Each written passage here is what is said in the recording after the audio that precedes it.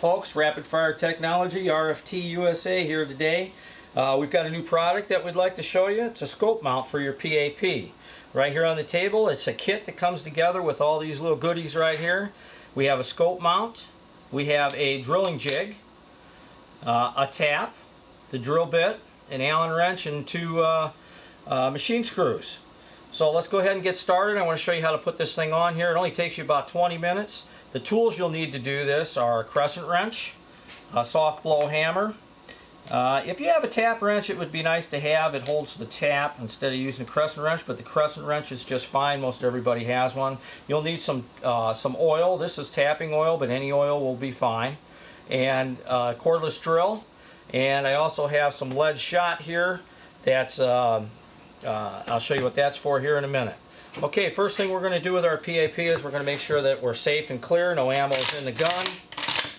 Check, we are clear, we're good to go. So what we're going to do is we're going to go ahead and set the gun on the edge of the table.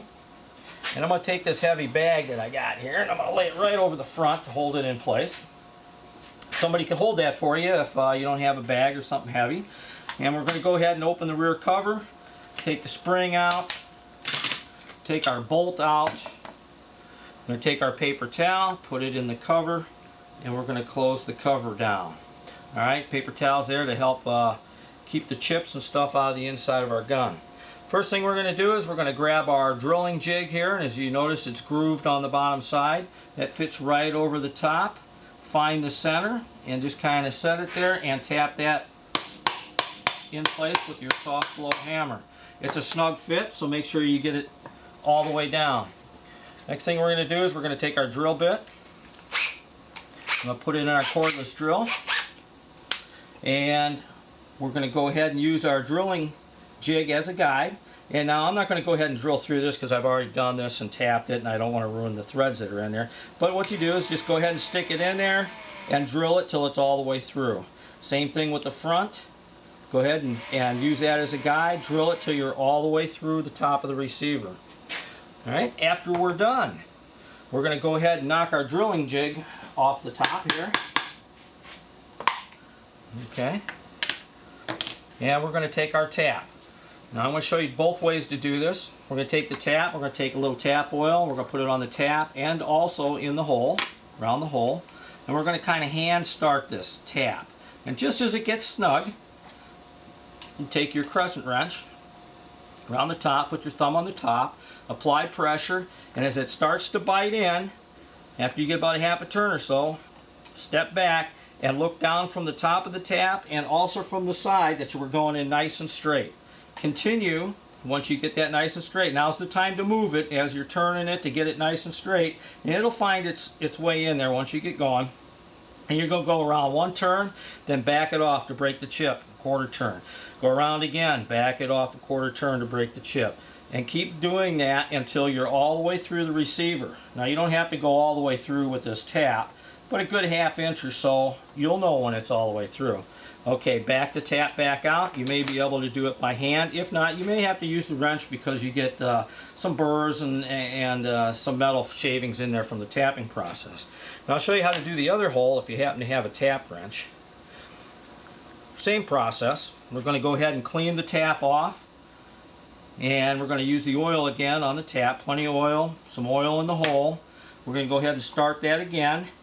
And as you put this in the hole, you will feel it start to get snug. Give it about a half a turn or so and then step back again. Look straight down. Look from the side that you're going in as straight as possible.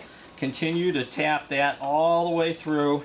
Again, backing off after each turn to break the chip. All the way through. Once you're all the way through, you can go ahead and back that back out of there. Alright, at this point, we have our two holes tapped nice and good. So go ahead and open up the cover. And what we're going to do is we're going to take our paper towel out that'll have chips and stuff in there. Now's the time to clean out and blow out the inside of your gun if you did get any inside of there. You want to wipe the top cover. Make sure that you don't catch any. There might be some burrs sticking through there, so don't cut yourself on a burr that's sticking through. Alright, wipe the top off. If you can, a little bit of alcohol and a cotton swab or whatever to clean out the inside of the holes there to get them nice and clean. You can also do that. Alright, so at this point, I'm going to go ahead and shut that cover. We're going to grab our top sight, and you can line those holes up perfectly, and then go ahead and tap it on with your soft blow hammer. At this point, you can take your machine screws. You can put Loctite on these if you wish. Surfaces, the screw and the inside of the threads need to be nice and clean. If you're going to use Loctite, I suggest using blue Loctite, just in case you ever want to take it back apart. Go ahead and put those on and snug them down. Don't over tighten them. I mean, you'll know when they're tight. Check the front and the back to make sure that the mount is all the way down. Alright, once you get her nice and tight, snug in there, we're ready to go ahead and put our bolt back in the gun. And we're going to put the spring back in the gun and shut our top cover. Okay folks, so at that point you can see we have got the mount bolted on there. Didn't take us very long, wasn't very hard to do.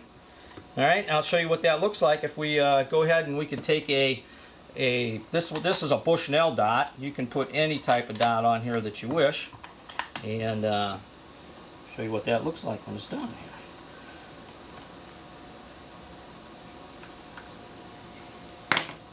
And there you go. We got a red dot on the PAP.